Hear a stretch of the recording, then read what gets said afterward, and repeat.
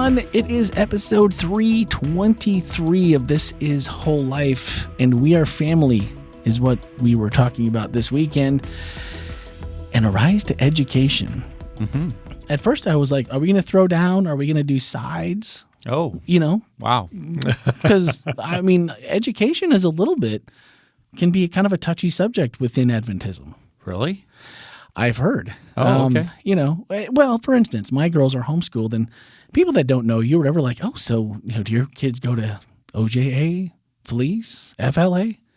Any other acronym we can that we can think of? There's a couple other. And so mine are homeschooled, and some people are like, wow, we got great schools, and people that have sent their kids to those schools who've had great outcomes. Maybe some that haven't had as great.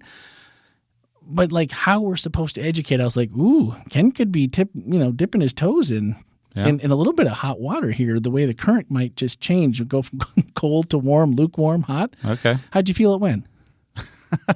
How did I feel it went? It went the way I wanted it to go. I don't know if.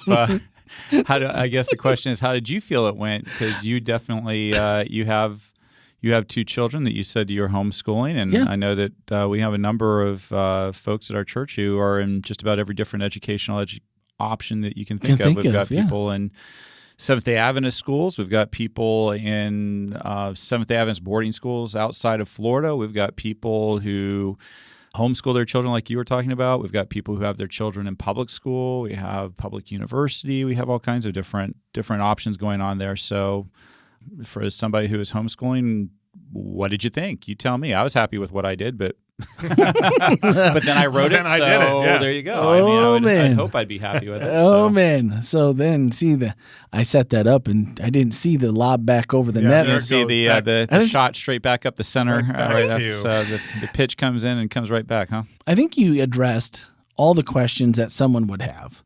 And maybe the best advice was you said something to the effect of, and I appreciated this part of the message, was it doesn't matter if your kids go to Christian school and then you might feel like, well, that school kind of failed me, or they failed my student. And he said, we're still responsible for our kids. And I think that might be the part that gets lost most often when someone says, well, the homeschool is a lot of work. I can't believe you would do that when you have a good Christian school. You're part of a constituency church. They teach, Bible class, and the element that you don't want is not as prevalent as at, public school. I don't know if I found that to be the case all the time, but in my experience, I think you find what you're looking for, which goes to your point. What are you doing at home with your kids to educate them on what your expectations are, what you believe God's expectations are, and how that applies to your kids individually? So, Randy, you've valiantly dodged my question. So, what did you? You said you're happy about the one thing, but how did you feel? Did you feel like? No, I felt like the overall message. What my takeaway overall was, Jesus is the great educator. In him lie hidden all the treasures of wisdom and knowledge. Yeah. And that part is tricky on one hand. For me, that really makes me feel good. Yeah. Because that's been a part of the curriculum that we've had control over. Yeah. And Heather's been able to navigate that with the girls as the primary, well, really as the only teacher. She's been able to navigate those. And of course, we supplement that at worship and bedtime, things like that. But the only thing I wondered was if I was someone who maybe had never been exposed to parochial education before, how does that apply to me?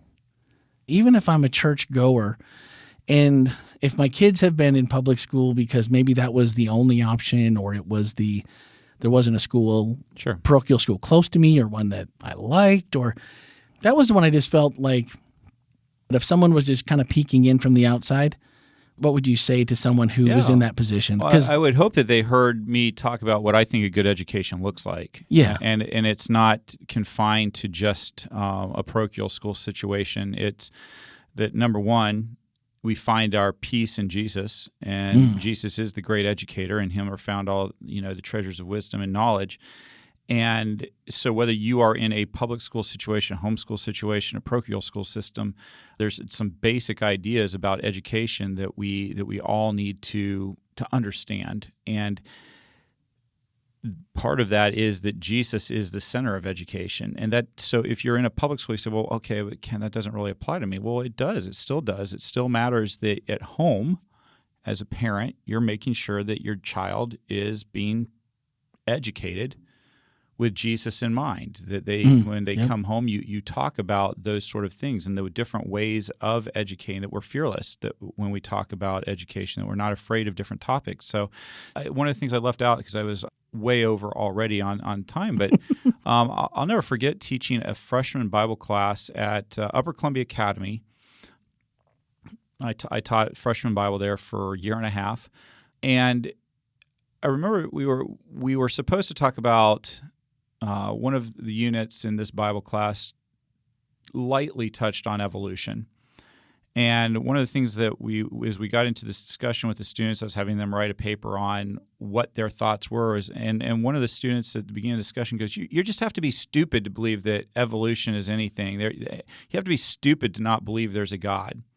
Oh, wow. And so I was grateful the student actually told me what they really thought, because I think a lot of the students in Christian schools who may not have been exposed to evolutionary theory, I use that word, that within Christendom we sometimes really make it seem like, oh, you have to be stupid to believe in this. In the same way that evolutionists will make it seem that you're stupid if you believe in any kind of deity or anything like that. And so that's where we kind of started. I said, okay, well, let's slow down a little bit. Let's go ahead and assume that everybody is smart, and that people who believe in evolution are very smart people, and people who believe in God are smart people. So what do we do with the theories from there? How do we talk about it from there? And so these are the things that, as a parent, if you've got your child in public school and they're being taught about evolution in a way that you don't agree with, it's your opportunity to have a discussion with them. We don't have to be afraid to talk about evolution. We don't have to be afraid to talk about these topics, that we can be very fearless in going and saying, hey, well, they make some good points here and there. There's some really good points to this. There's some really good points over here. How do we fit that into our worldview? How do we handle that? How do we treat people who have a different opinion than we do and see things differently? And so what I hope that somebody who came to this sermon this last week got out of it was that there's a number of ways to teach like Jesus, and no matter where your child is, these are the ways that are going to be most effective. And if you're a teacher, think about this. And I'm very aware that sitting in our church congregation this last Saturday, we had public school teachers right on the front row. I had a public school teacher. I have Seventh-day Adventist school teachers. I have Christian school teachers. I have homeschool teachers like yourself, which you're a teacher. You're teaching your children. Yeah. And then I have the people who teach Sabbath schools. Yeah. And so what I was really hoping would come out of this sermon is that we would talk as a church that really, if we think about, almost all of us are teachers in one form or fashion. So how are we teaching when we teach? Are we teaching like Jesus, or are we teaching something different? Are we pointing people towards Jesus in the way that we teach? If you're a public school teacher, my wife is taught in public school, and while she wasn't able to talk about Jesus, in an overt way, she was able to live a lifestyle that made people know that she was Christian, and kids did ask her questions, and when you're asked directly, you're allowed to engage within certain parameters. So my point is, there's a lot of different ways to do it, and I certainly hope that if somebody came and it was their first time, they had no idea what Seventh-day Adventist education was, or parochial education, or whatever, that they would have walked away thinking, oh, okay, well, I kind of understand what Jesus the educator looks like. That's what I would have hoped would have happened there. Yeah, just like you explained it there. Oftentimes, when it's a rebuttal against evolution or something else that maybe goes against doctrine, it's always the hammer that has to come down when we have those conversations, instead of, I like how you framed it, we can have smart people on both sides, provably so, yeah, and still come to different conclusions. That doesn't make the other person lesser, or doesn't make them... I'm sure we've got people who believe in God and believe in evolution listening to this right now. Oh, I don't know. And the fact of the matter is that I believe in certain forms of evolution. That may get me in trouble if somebody takes a snippet of this, but clearly God's created, in my opinion, the ability for species and human beings to grow, evolve. Adapt, Ooh. evolve. I mean, can we just admit that as a Christian, maybe that's one of God's greatest genius things, that he didn't make it so that we would perish. Yeah, I was going to say, if things change, probably would see a lot more extinction. Yeah. So I think that's it. The other thing, Randy, I really want to make sure that I touch on here is I had a really interesting experience with my own children. I grew up. I am a product of Seventh-day Adventist education. Yeah. All the way through my undergraduate degree was a Seventh-day Adventist education: elementary school, high school, college. When I got to my graduate degree, I still got a graduate degree from a Christian university. So, with that being said, I'm a big fan of Seventh-day Adventist education. I think that it's done well by me, and by many of those I love. At the same time, I went through a situation with my own children where things weren't going well for them, where they were at in a Seventh-day Adventist educational institution. And we could talk about who was right and who was wrong, but the point was that things weren't working for them. They really weren't. And it was a real wake-up call for me as a pastor, because up to that point, I would be the first person to, on a Saturday morning, get up and say, put your kids in Adventist school. It's the best place, the only place. Put your kids here. Yeah. And I know that probably there may be a few people who are listening to me say this right now, and like, hey, Ken, you still need to be that way. You're a Seventh-day Adventist pastor. But I don't think that's healthy. The fact of the matter is that, in your case, Randy, you have a child that would not be well served in an Adventist educational system. And Adventist education would admit that. They aren't set up for the kind of education that your child needs. Yeah, and so that isn't what's best. So can we admit that there are other times when maybe a Seventh-day Adventist education isn't what's best for the child? And for me, that's a decision every parent needs to make with God in mind as they decide where their child ought to be educated. And I have tons of friends who have their children in public schools that are doing a fabulous job raising their children. And it's what's the right move for them and what they need to do. And I have plenty of friends who have their kids in Christian schools where that's the best place for their child for that reason. When we all get to heaven, ultimately, I'm responsible for the decisions I've made. And I'm responsible to go ahead and own those decisions. And I need to feel good that I was doing what I believed God wanted me to be doing. And so we can clearly show that biblically speaking, Jesus' parents got given a hard time because he was homeschooled. I think that there are advantages and disadvantages to homeschool. I think there are advantages and disadvantages to public school. I think there are advantages and disadvantages to Christian schools. I think there are advantages and disadvantages to Seventh-day Adventist schools. If you were to ask me my preference, I like Seventh-day Adventist schools. I'm a product of it, so I think it's okay for me to be proud of it. Sure. But I also want to be very quick to acknowledge it isn't for everybody. It isn't the right thing for every child. And there are things that I would love to see the Adventist educational system look a little bit more deeply into when it comes to the way that they're doing education. There's some things that I think that they could think a little bit. I think that the tendency in any institution is to say, well, this is the way we've always done it, so let's keep doing it that way. And sometimes I feel concerned about whether Adventist education is being willing to say, hey, this is different, this is new, let's try it out, because just because we've been doing it this way and getting good results doesn't mean that we're going to continue getting good results moving into the future.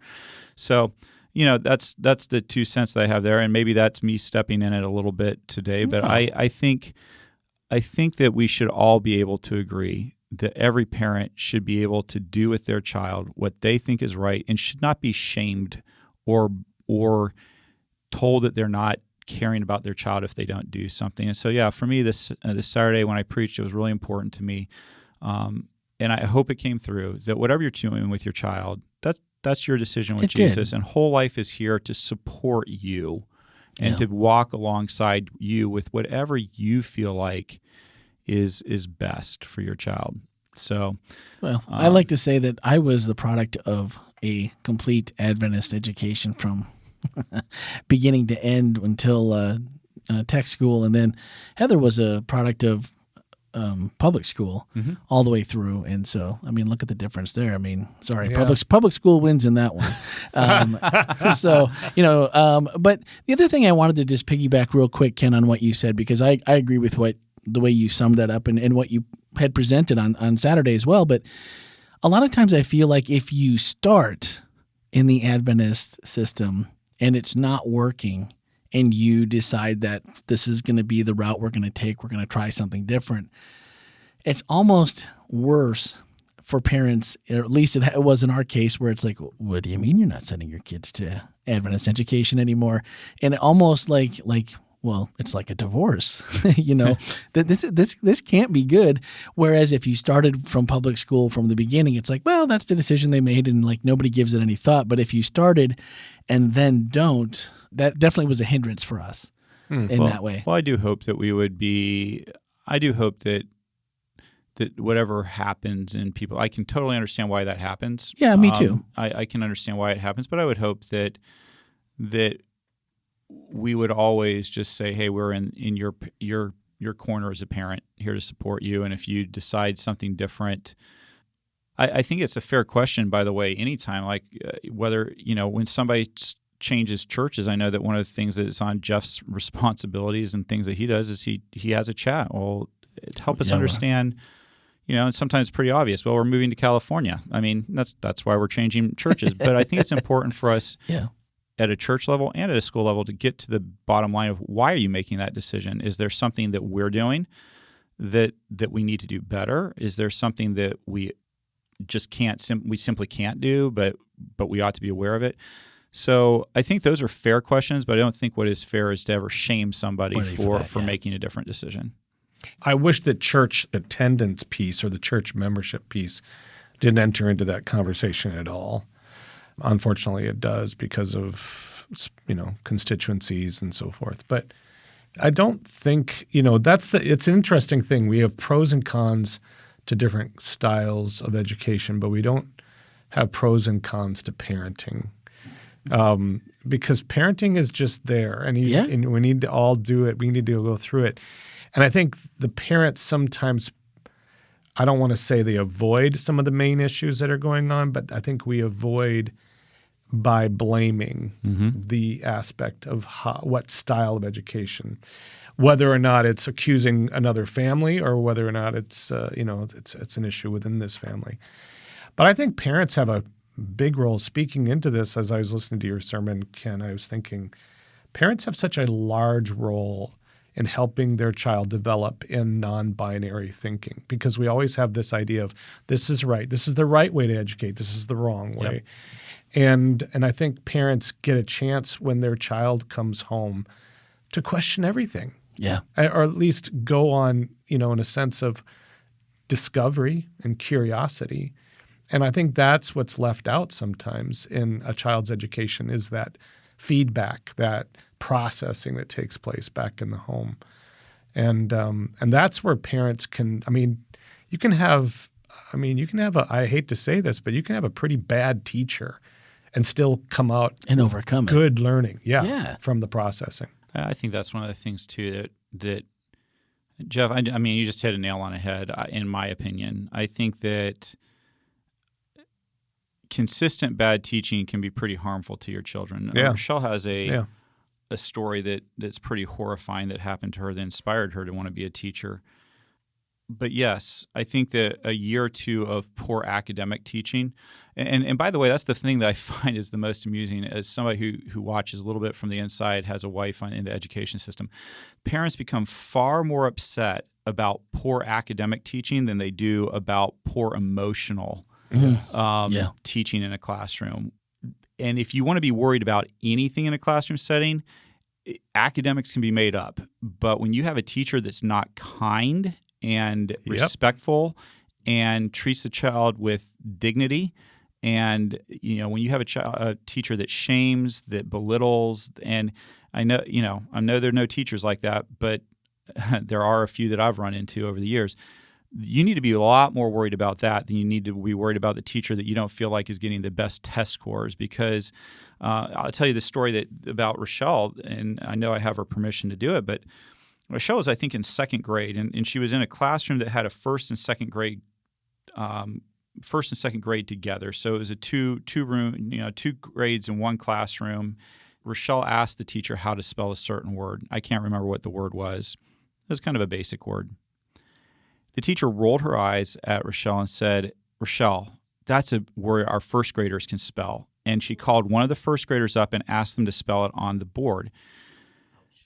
The thing about that is that had such a profound impact on Rochelle's education, because for years and years she felt like she was dumb. It impacted her in just profound ways. Now, I'm sure if that teacher knew, I'm sure that I would hope they would be horrified. For sure. I'm sure that they didn't. Nobody set out to go to and try to hurt Rochelle's academics. But the fact of the matter is, those kind of little things, those matter, and they make a big difference. And so, if you have a child that you're concerned about being mistreated emotionally in any classroom, especially in that elementary age level, and I might even add up and through high school, you have a responsibility to go and address that teacher and explain the concern. And if they're going to be difficult and not listen, the one thing I've learned is I'm going to pull my kid. Yeah. I'm sorry. I don't care.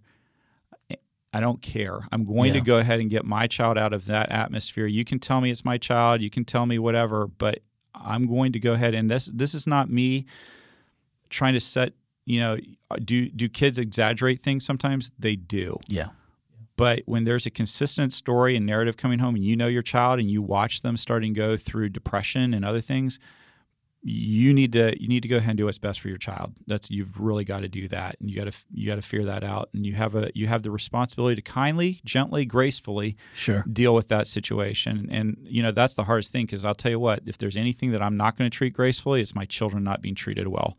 Yeah. That's the one thing that it's one of many things that can get me going pretty quick. Yeah. And so, well, when you see your child who only thing in life is to please people and is to, so excited about school, and all of a sudden they don't want to get out of bed in the morning and go to school, it's time to have that conversation. And I also just wanted to say, too, that teachers and parents get a bad rap, and there's times when either party can be, or both at the same time, can have some skin in the game as to why things aren't working. But I think what you just said about, I'm going to pull. That's what we did, but also to be graceful. Yeah, and you want your kids to have grit, right? I mean, not everything in life is going to be easy, and so you need to let your kids do hard things, and sometimes that means there's some pain involved here and there, and but the problem becomes when it's beyond their ability to control it, and they cannot. It's not a fair fight. You know what I'm saying? It's like, if one of the reasons I love Adventist education is not what the reason many Seventh-day Adventist parents I've come across. A lot of Seventh-day Adventist parents like Seventh-day Adventist education because they want their kids to be around other Seventh-day Adventist kids. That for me, I don't care about that, because if you put your kid inside a Seventh-day Adventist educational system, you'll find that there are plenty of kids who are Seventh-day Adventists that have the worst potty mouth than other places, and are quite as well versed in all kinds of other things as well. And it kind of amuses me, because parents will be like, we don't send our kids for them to be exposed to this kind of stuff. Well, for me, it's different. The reason I put my kids in Adventist education is because my hope is that the teachers are Christian Seventh-day Adventist, because that's where the difference comes for me. It's because if you've got your child in a setting where the teacher is against all the things that I believe in, it's a much harder fight, because they're an authority figure. Yeah, they are. Yeah. It's a much harder discussion to have, because it's Mr. So-and-so says this, and this, and he's really and so it just becomes a lot more difficult. And there's a certain part of my life where I want my children to get the things I believe from a multitude of different sources, different angles, for sure. that see it similar to the way I do, for better or worse. I want them to be exposed to other ideas, but I also want the main people in their life that they look up to. I want them to be seeing those people. And anyway, I don't know. I think. Go ahead, Dan. No, I think you're straight on, and I'm sorry. I'm laughing because I'm one of the people that you probably wouldn't have wanted your kids around when I was at the academy. I was the one that knew all the different things and, leading the charge of. But that's exactly my point. Is I don't mind my kid being around that. Yeah. I want my children with their peers, a peer-to-peer relationship. I would like to think that my child can stand up for themselves in a peer-to-peer situation, and I can say, well, how do you think that's working out for them? Do you think that? I mean, is that the kind of person you want to be? Is that what does it seem like? And there's a lot of discussion that we can have about that. And again, not to say nasty things about Randy either. It's like, well, you don't know what Randy's going through. You don't know where he's coming from. Let's be nice. But is that what you does that seem, what you want? Is that what you want? Yeah. And so, for me, the best Seventh-day Adventist schools have a very high percentage of kids that have no Seventh-day Adventist background whatsoever. To me, that's the best. I like it. I want my kid to be exposed to a lot of other kids with a lot of different, and to have that interaction and be around people. My goal is for my kids to grow up and be in this world and to make a difference in the world. And I don't do them any favors if I don't teach them how to interact with people that are different than them, that have different sets of values than them. Kids just want us to love them and to be real with them. And circling way back in this conversation, what I really wanted to say is there was a point in Eric's life where Eric came up to me and he said, I don't know if I believe in God. We have him in an Adventist school and everything. Now, my reaction could be, oh my word, how am I spending so much money for you to go to an Adventist education? You don't know there's God. You're not sure if there's a God or not. I'm an Adventist pastor. What am I going to do if you start saying that in your school classroom? What are people going to say? I can have that reaction, or I can meet my child where he's at and not fail what I call the flinch test. And all kids do this at some point with you parents. They say something, they see what you're going to do with it. Sometimes they believe what they're saying. Sometimes they don't believe it, but they want to know what's going to happen when I say this. And I'm happy on that particular flinch test, I passed. I've failed on several others. But on that one, I said, oh, really, Eric? Okay, tell me about that. I'm not sure. How can all these terrible things be happening? And, that's a good point, Eric. There are a lot of horrible things. And what do you think?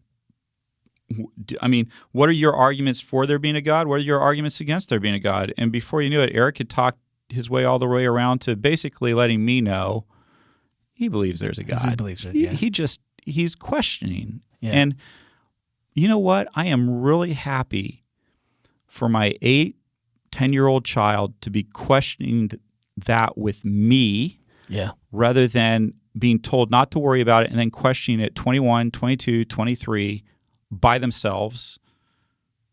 I am happy to be the guide with them, helping steer that conversation, especially while there's time to still steer it. Yeah. Those are things I think are important as parents, that we really engage with our kids, that we don't freak out when they come back with some crazy thing, but to just really hear them and be present and, affirm them for what can be affirmed, and gently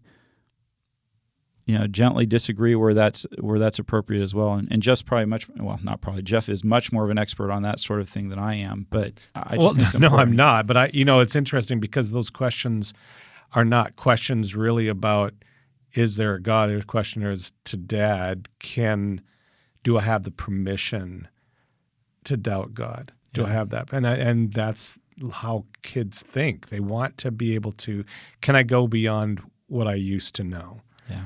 I think that's such a beautiful thing, and that actually carries on into our development, into adolescence. And I'm you're right. I wish more parents would just look at the question as a beautiful question as opposed to something they need to guard. It's not a failure of Sabbath school No, not at all. or church school or anything like that. It's your child having natural questions about life. And man, what a blessing to have a child that wants to talk to you, right? Yeah.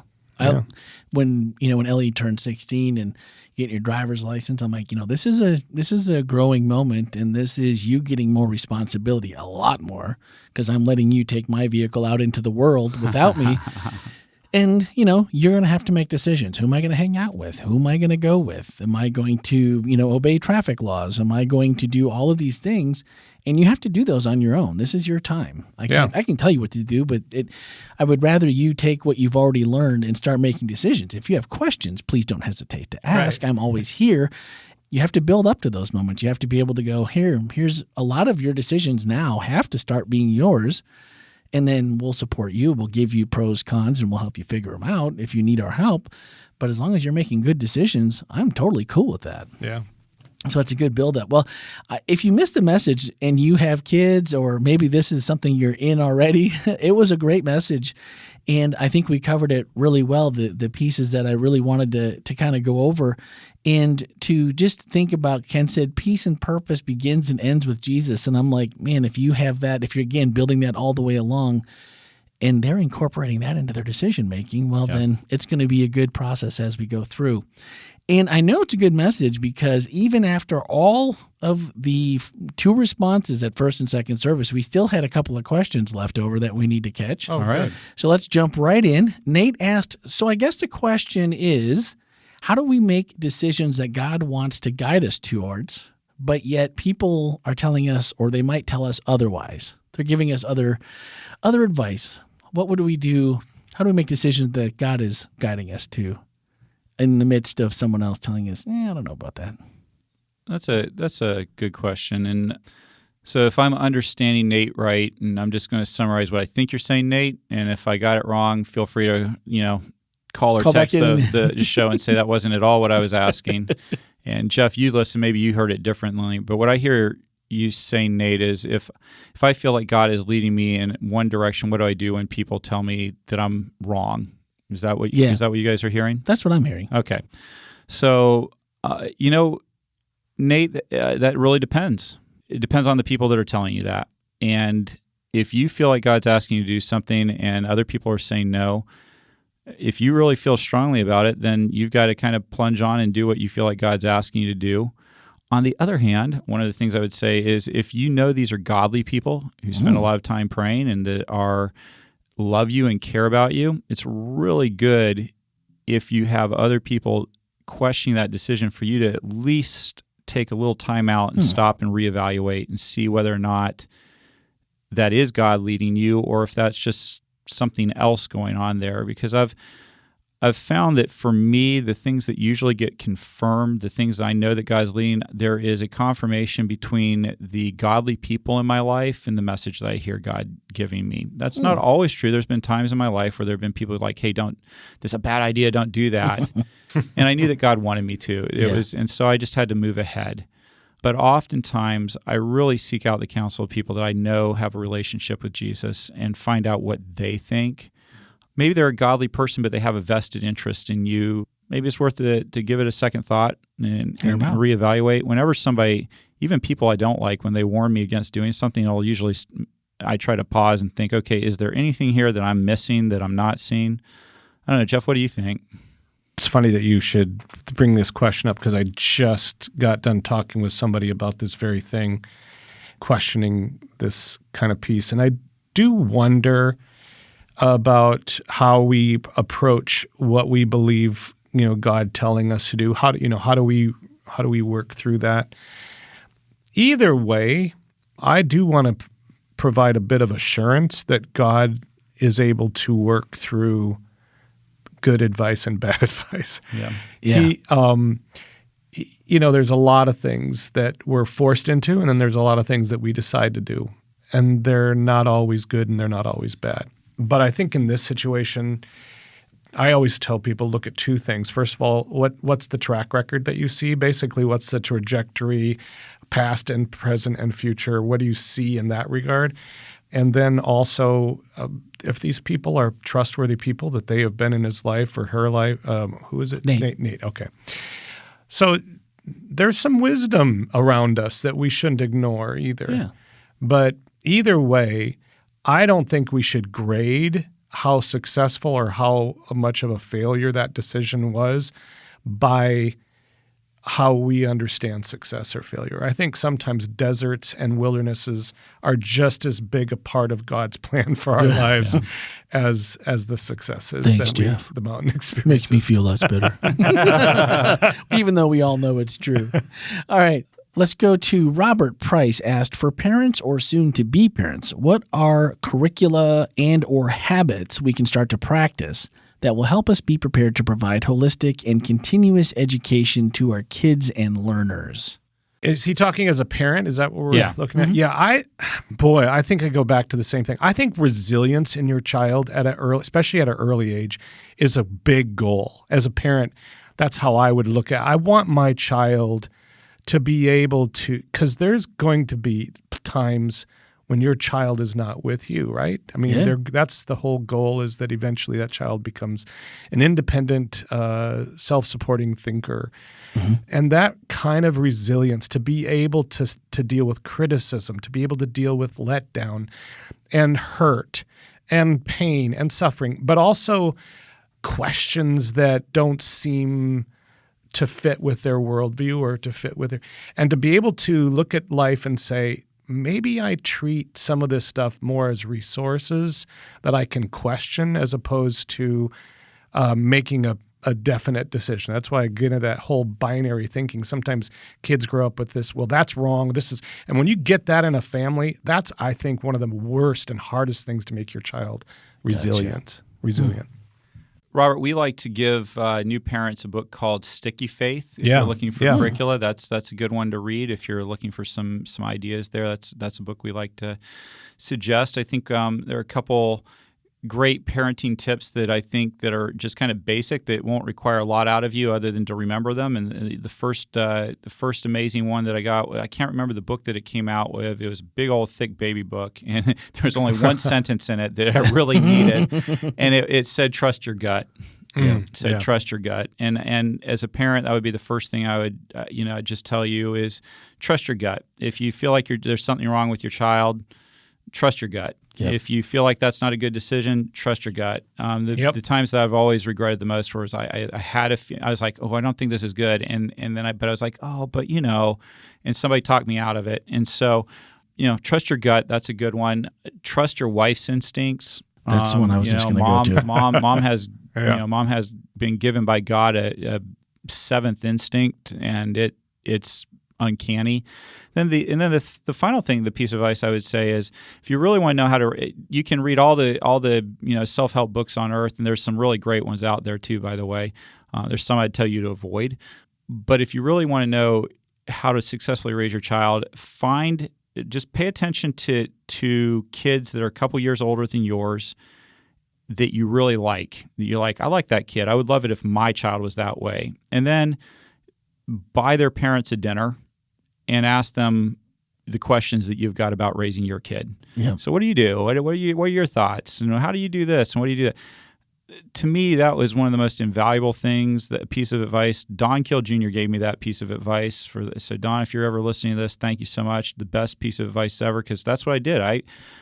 And I had the privilege of working at a summer camp, so I'd see some amazing kids come through, and I made a point of finding their parents and being like, hey, so tell me a little bit about your background. Tell me a little bit about what you did with your kids. What did you do in this situation? What did you do in that situation? And they just had some genuinely good and godly information that was really worthwhile. So when you see a respectful kid, a nice kid, when your kids tell you that older child treats them right, those are the parents you want to go talk to and say, hey, so tell me a little bit about it. And most of them are probably going to be pretty humble and be like, oh, I don't know, I was doing the best we can. But the truth of the matter is, just watch what they're doing. Watch how they parent and do that. Just really quickly, I always tell parents to prepare their child for what comes after the next minute, not just after the next graduation. Yeah. Because we're constantly trying to get our children to think about their future, and that's good. There's nothing wrong with that, but we can't ignore what's happening in the now. present. Yeah. Yeah, That's I would really good. I would piggyback on what Ken said real quickly, that I implicitly trust my wife's gut when it comes to the girls. She's like 1,000 to 0. She's no losses, all W's. That, and for us, it was, I want to introduce my kids to the Jesus that I know and love, and make that the baseline. And then as they are coming out with different things, they may go this way and that way a little bit, but in the end, a lot of time, at least mine so far, have always come back to, that's the Jesus I love right there. And I think that's super, super important. I like that. My only question is the vicariousness of this whole thing is that a lot of times parents are a little let down. Don't be let down if your child doesn't turn out anything like you. Oh, yeah. I think that's a really good point. I think that you can do all the right things and have children do things that that will feel very disappointing. And I think, to me, that to add on to that, Jeff, would be, if your child isn't doing things the way you want them to be doing them, don't pull away from them. Yeah. Stay with it. Stay with it, and just know that there are phases in life, and some of those phases are very long, very long, like decades. Could be. Yep. And just stick with it. Just stick with it. And if you love your children, God loves you, and God loves your children too. So just, I'll never forget preaching as a young adult about some of the ways I let my parents down. And this is back in the days where they made all the people sit up on the platform with you while you preached. And the guy who was sitting behind me was a retired Seventh-day Adventist pastor, and he was crying the whole way through because at the very beginning, one of the things I said, look, these are the ways I let my parents down. That's not on my parents. That's on me, not them, not them. And I said, there'll be people who tell you, oh, you didn't do this right, or what did you do wrong? And there can be a lot of judgment as a pastor or counselor. You should be able to do this. Well, the way I look at it is, God had 2 children who kind of messed up in the Garden of Eden. So if God can have kids that don't do things the way He wished they would, then they only had one job. Right. Yeah. So sometimes, sometimes the reparenting we do does cause some damage, but there's also sometimes where it really is truly just the child discovering their own way in this world. Yep. All right, 2 more. One, let's get to the last question. Anonymous wants to know, is there a difference between knowledge and wisdom? And if so, what is it? As we talk about education. Yes, knowledge is information. Wisdom is knowing what to do with it. Ow. There you go, Anonymous. Put that one down. I like it.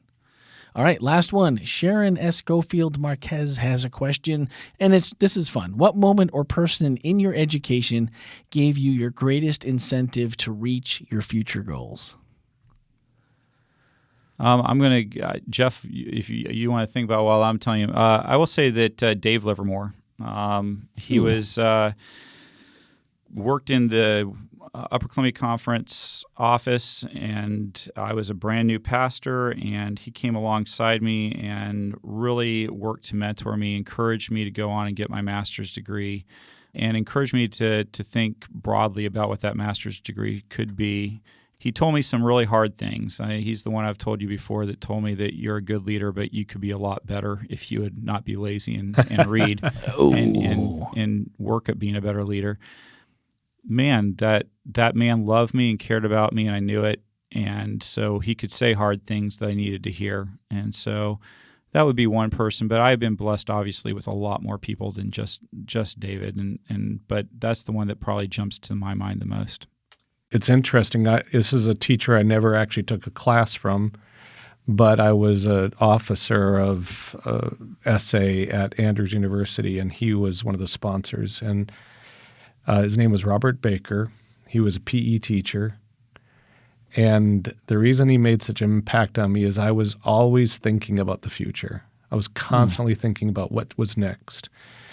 And I remember us getting on its first plane ride. I had never ridden on a plane since I was, a commercial airline till I got to college. And I'm sitting on this plane. They were telling us that we have to get off the plane. There's a problem, and we might not make our flight, and blah, blah, blah, blah. And I was sitting in the seat next to him. And he was calm, and he said, I said, this is really a bad thing. We've planned for this trip for probably 3 months, and I've got everything I want to say. We were going down to a leadership camp, and he says, but all of the things that we were going down for were to share experiences that we've had. You've already had those experiences, so what's the loss? Oh, man. Wow. That's awesome. And I thought, boy, okay. And he taught me, in a sense, a present form of being content with where we're at. It was nice. That's good. Well, and it's I think when you mentioned it last time, I went to high school with Dave Livermore's daughter, Krista. Right. And so we're still friends. So Krista, send this to your dad. I'll send it to you, and then you can send it to your dad. I'm sure he'd like to hear Ken's words. My person, and the person that always comes back to my mind, no matter who I think about, was Kevin Ramkasoon. He was our... Oh, I know Kevin. You know Kevin? Yeah. Kevin. Yeah. You know Really? Kevin? Yeah. Oh, Ram. Yeah, Mr. Ram. Mr. Ram. He was in... Teaches at Madison Academy right now. He's at Madison Academy. He Taught my daughter. Did he? Okay. He's from Illinois, I think. Originally, yeah.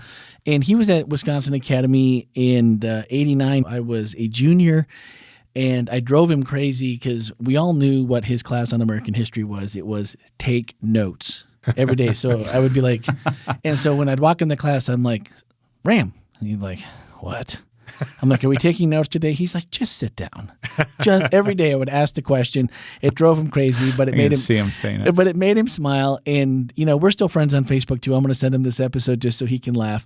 I am really feeling old now. Oh, I was man, his youth pastor. Oh man, this is great. This is so good. But when I think about it, really, when in her question, the greatest incentive was I was a horrible tester.